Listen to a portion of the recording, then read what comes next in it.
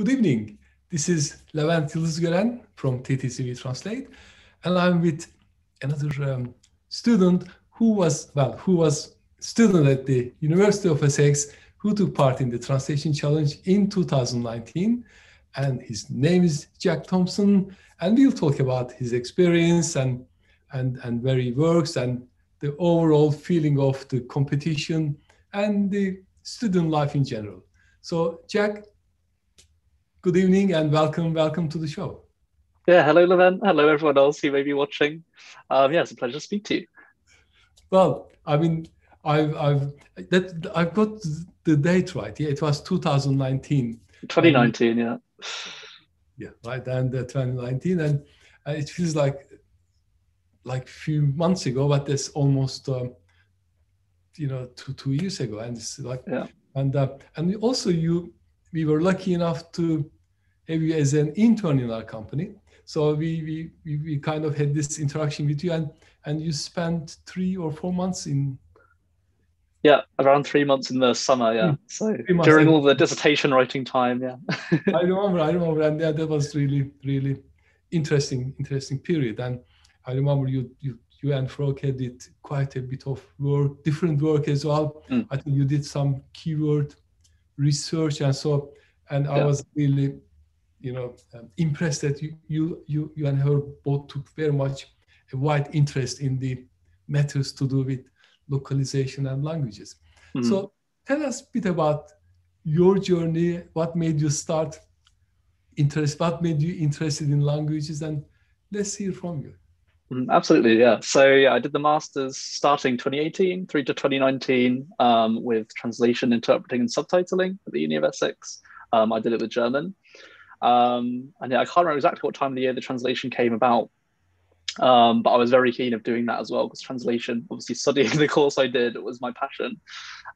So I worked there as a project manager with a few of the final year undergrad students and worked with them. We didn't come first out of the other group, but our one is still quite well, got some good feedback, so it's still fine. And yeah, then as you say, went on, I think that was around March or April time with the internship at yourself at TTC. Yeah, that's right. Yeah, because we seem to always start the challenge at the sort of 20th or 19th of January, always comes as in Wednesdays, and then a month later we do the awards. And yeah, so how many people were in your group in the translation challenge? I think there was me and 4 others overall. And yeah, it was a really good group. Lots of communication, which was nice. But yeah, I think maybe because I was the postgrad student as well, I thought, okay, I'll take the reins, see what we can do here. But yeah, went really well. It was a really good experience. And you said you worked as a project manager. How did you find the aspect of project management that you probably have not come across before? Yeah, well, that was actually the thing. I think when you're studying, throughout undergrad, postgrad, it's very much your teacher says, okay, here's this translation, do that, and you give it back to them. There's that sort of the limit of it, really, where project management, obviously in the translation challenge and then in the real world with translation companies, is so much communication of here and there. This deadline, are you going to be done by this time? What do you think about this, that? Which, communication really is the key for everything, I think.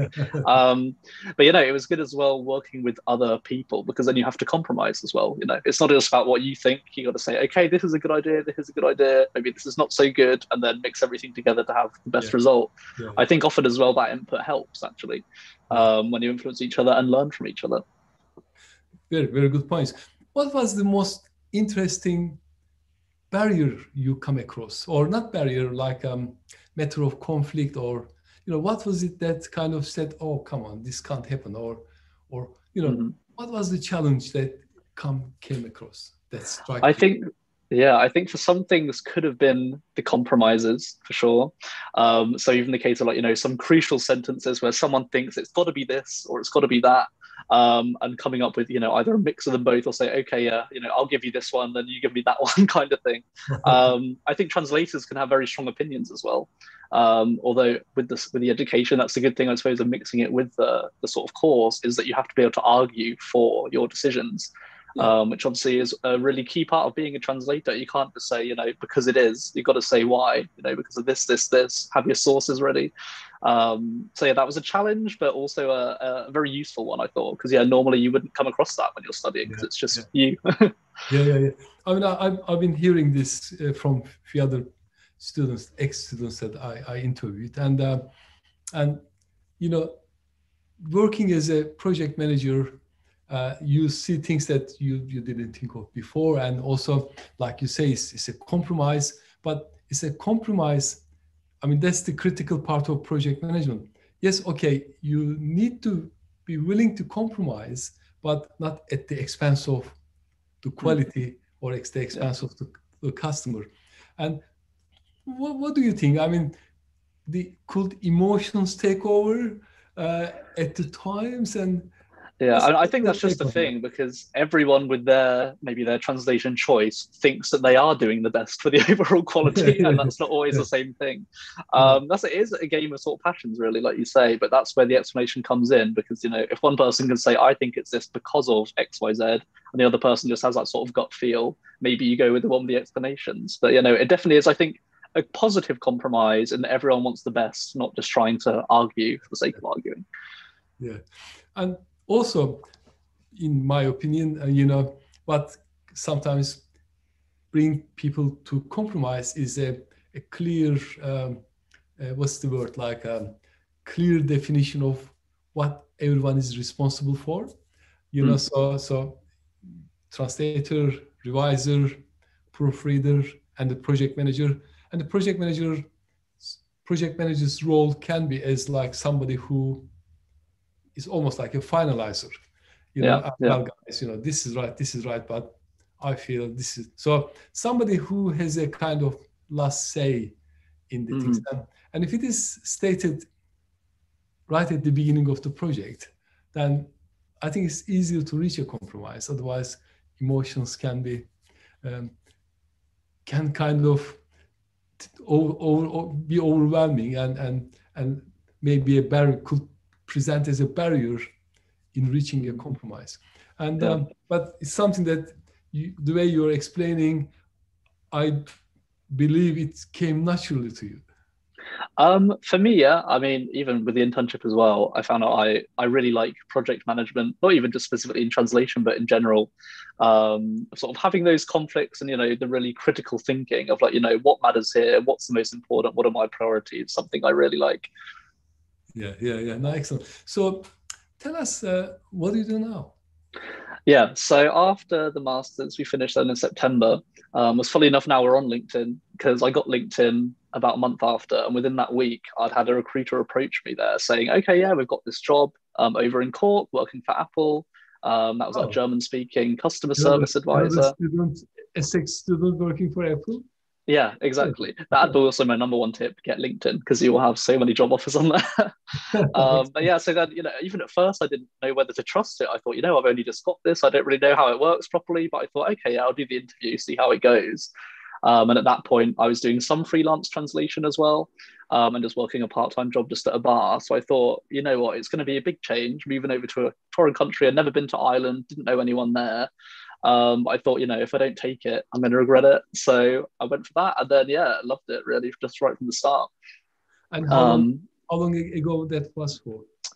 Yeah, that was in the end of October 2019, which I worked for, and then I changed my position to the Annotation Analyst in November last year. So that one's quite new still, about 3 months or so. But yeah, time's flown.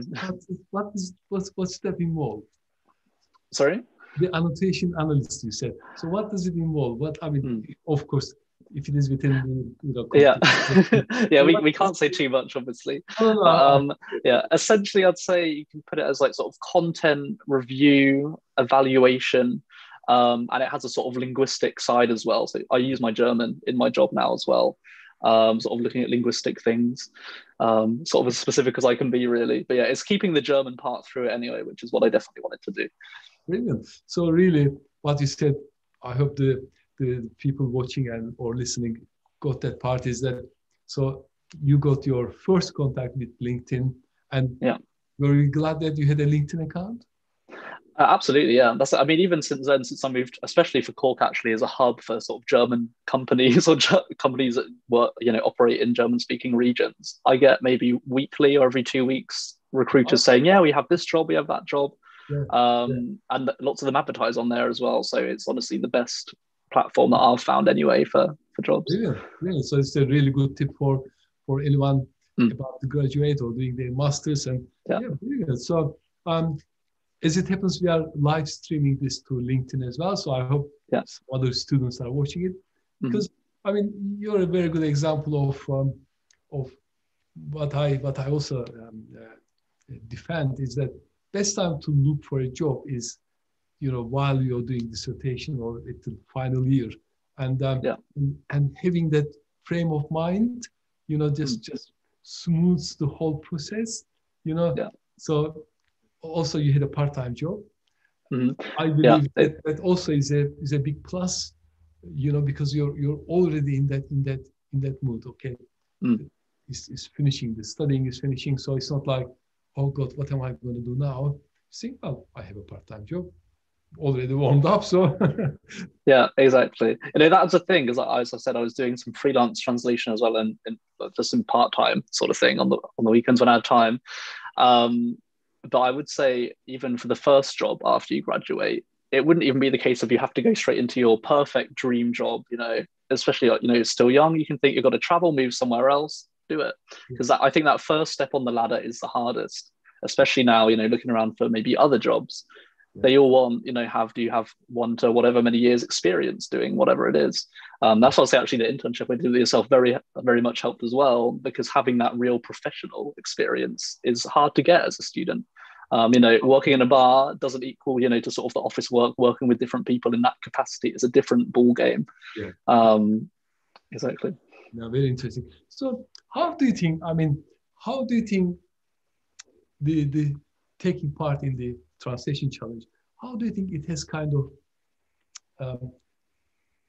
help you to get your job or help you to change your mindset? Can you just bring us, go back to Mm-hmm. that time and, give us those moments? Yeah, I think it was definitely a kind of a snowball effect, you could describe that as, really. Because, yeah, when I did the masters, I knew I loved languages. I knew I loved translation and linguistics, but not sure, what direction to go in. So the translation challenge came about. And before then, I'd never really considered of being, project manager kind of thing before. So I thought, you know what, I'm the sort of more senior one of the students in my group. I'll give it a shot, give it a try. And then really loved it. From then, obviously, went on to apply for the internship, which I did with you. And from there, gave me the idea of, okay, like working professionally in a, not even necessarily directly with language as a translator, but working in the, language service provider or language related industry is something I really want to do. And from then on, just sort of grew the ideas. But, the starting point was the translation challenge. Yeah, before then, you'd never have to work with a client, or you don't think about those things as much. I think even a lot of people, I think you can take for granted if you know languages, or you're in the sort of area, that you know how things work. With other people, you ask them, how would you go about getting a translation? They don't know what it involves at all, behind the curtains. Yeah, So yeah, very much. Yeah, but it's very refreshing to hear that, the competition is because one of the important functions of the competition, working with a real client, working with a translation company, because we are behind the scenes, yeah, is to give that first experience to students. What's it feel like doing a translation for commercial reasons?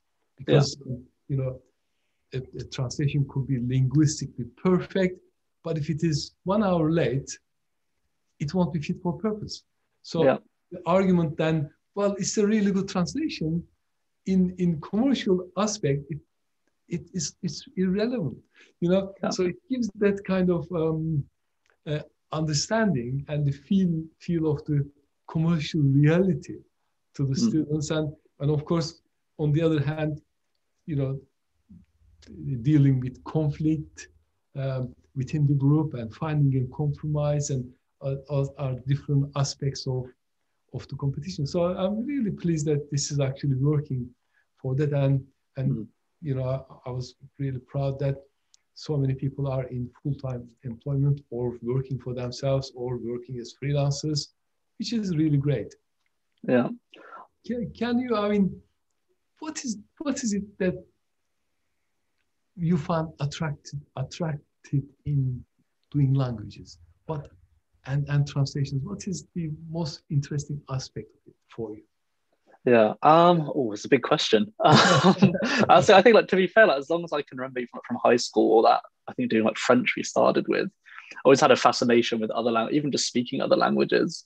Yeah. And I think then from studying, I lived abroad, and even just getting to know other people who spoke other language. I think, especially in the UK, we're a very isolated country in that way because we just speak English. We don't have the influence of other languages there. So even just getting to know people from other places, I thought, wow, this is really interesting. I can say these things in other languages. And it's a great way to sort of expand your horizons, really, in so many ways, because there's things in other cultures that you never knew about, you never heard of before. So yeah, even like more towards the working in languages, I suppose, which I think is also another thing that's very important for students. It's not just a case of, okay, I'm going to study language and then I can speak that language and I'll translate from English to German in my example. Even in my own experience when I was doing freelancing, working with a language doesn't just mean converting word A to word B. It can be all sorts of things, all sorts, keyword research, like I said, like I did with you, I did with some other private clients as well.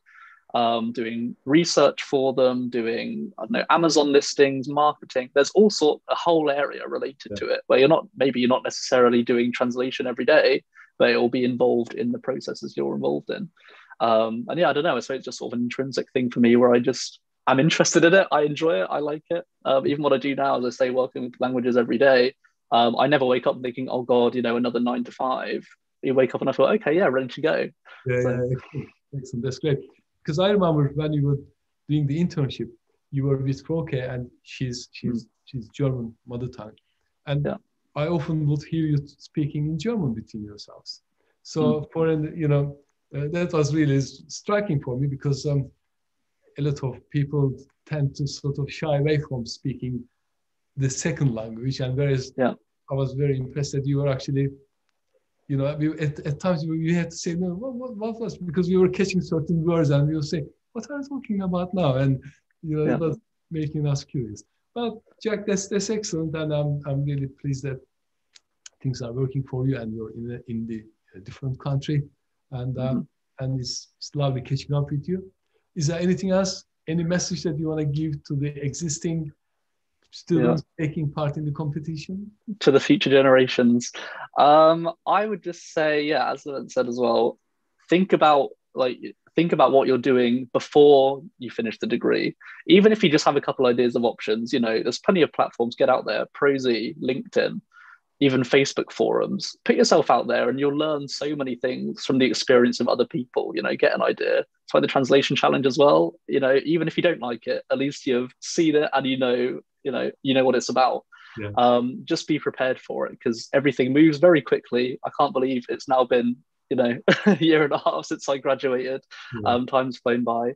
Also enjoy it while you can, because the student life ends very quickly, and you're in that nice bubble, kind of protected, everything's there. Once you're in the real world, it gets a bit harder. But that's what I'd say. Be prepared. Excellent. Jack, thank you very much for your time, and good luck with all your ventures in the future. And thank you again for your time. Thank you as well, Oliver. Have a lovely evening. You too. Thanks a lot. Thank you. Bye-bye. Bye-bye.